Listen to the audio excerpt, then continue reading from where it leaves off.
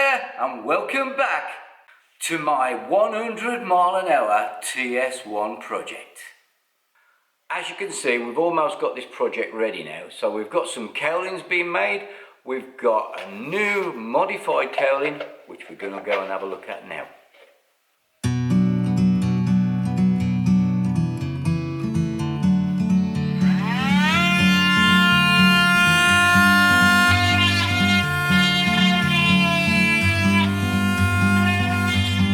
Bird on a tree, I'm just sitting here. I got time, it's clear to see. From up here,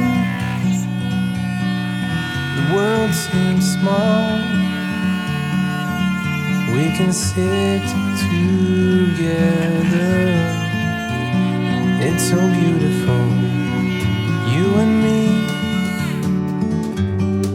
We meant to be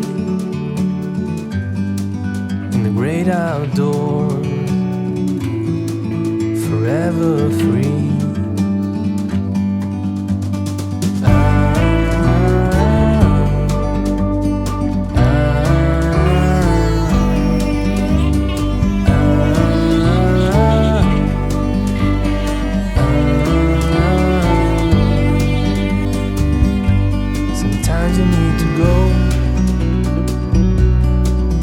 Take a step back to see the truth around you. From a distance you can tell. Right, it's coming along, the TS1 build. We're halfway through our cowling, so it's out of the mould, and we're just trimming it up a bit roughly. Then I've got to build up the neck, cut in the hole for the spark plug around about there somewhere, and that's the cowling done, and we can then actually get the engine in, which is going to be good.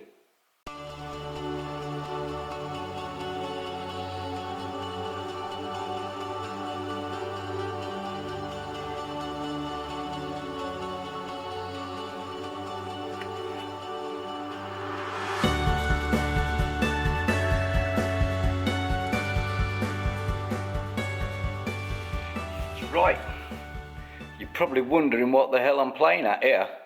So, normally I put a fin just inside of here to divert the air away from the exhaust, escaping out the exhaust port.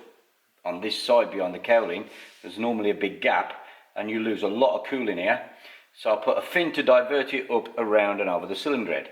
But now on this one, I'm going to try and make a new piece of cowling that goes around the back, that diverts the air that's being lost on the exhaust port at the back here, and diverts that air across these fins here, which is the hottest part of the engine, because the cooler air enters on that side.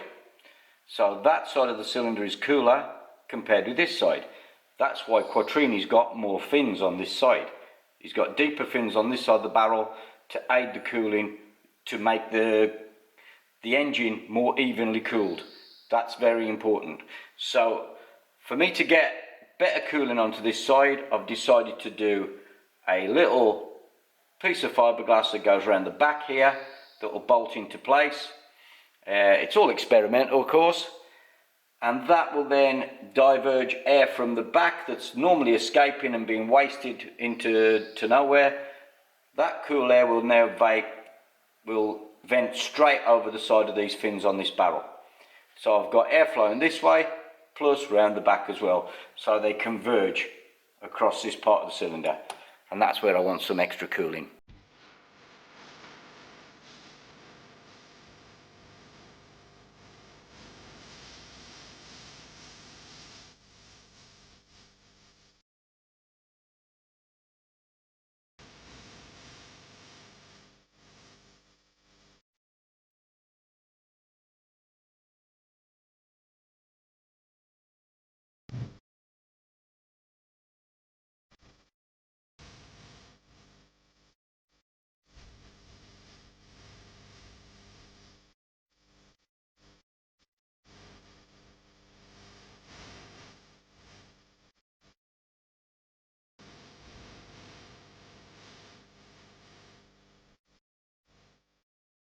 Right, well here's where the fun begins. It's kind of dried out and hardened off a bit, so now I've got to get that squidgy sort of mess off my barrel.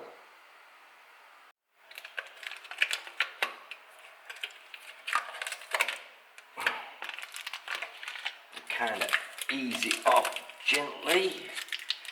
Come on, baby.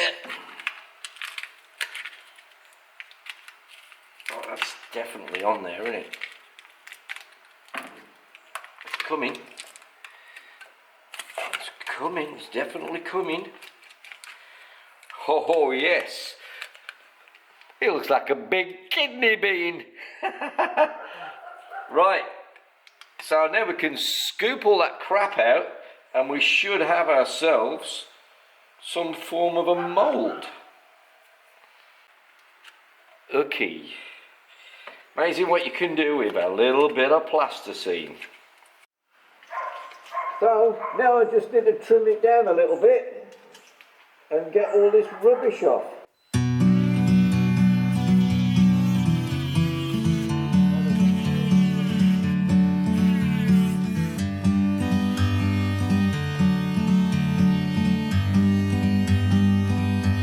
Like a bird on a tree, I'm just sitting here. I got time, it's clear to see. From up here, the world seems small. Okay, so that is my mould sort of fabricated to divert the air around. Should divert around here and flow air across the fins that don't get any air on them, apart from ambient air. So that's an improvement, I think. So that's where we're going. So now, I'm not going to polish this mould up too much. I'm just going to get it waxed, baby, and get this done. So we're not going to fuss too much with it because it's underneath the bike. I'm not selling them to anybody, so I can have it just as I want it. So we're going to just wax it up best we can, and on the edges as well, because we don't want that to get stuck. So, and we can quickly get a piece made out of it, so we can get this on and finished, so I can get this engine up and running. I don't want to waste too much time. Let that dry, get some more wax on later.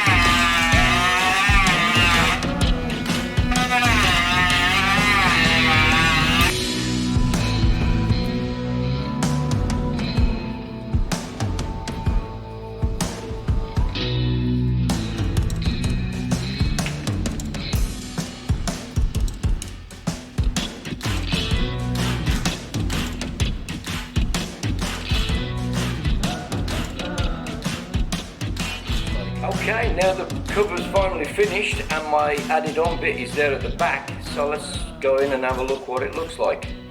And as you can see, I've got this all the way around the back, so it diverts the airflow all the way across and then across the fins, and pretty well encloses the entire exhaust stub, so there's no air escaping. Right, it's just about that time to load up the engine and get it into the bike. So let's crack on with it. And it's ready to breathe its first fire.